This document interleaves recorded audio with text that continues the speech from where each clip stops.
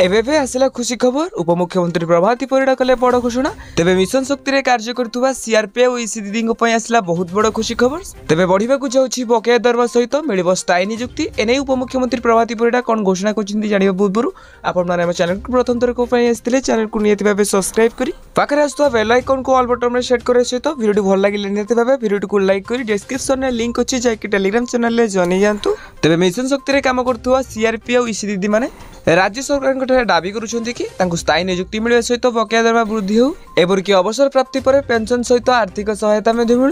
तेबे ए सब दाबी को नै सीआरपीएफ और ईसी दीदी माने राजरास्ता को लाइथिले जाहाकु नै राज्य सरकार एबे चिंता रे पड़िछंती। तेबे विशेष सूत्रରୁ हमकु जहा भी रिपोर्ट मिलुछि मिशन शक्ति रे कार्य करथुवा सीआरपीएफ और ईसी दीदी दरमा 9000 पर्यंत वृद्धि हेबा सहित सेमानकर अवसर प्राप्ति पर आर्थिक सहायता सहित पेंशन लागू करा जिवो। एनै सरकार जुलाई 15 तारिख पूर्व बड़ घोषणा करबा को जाउछंती। तेबे एनै सरकार खूब शीघ्र बड़ घोषणा करबा को जाउछंती।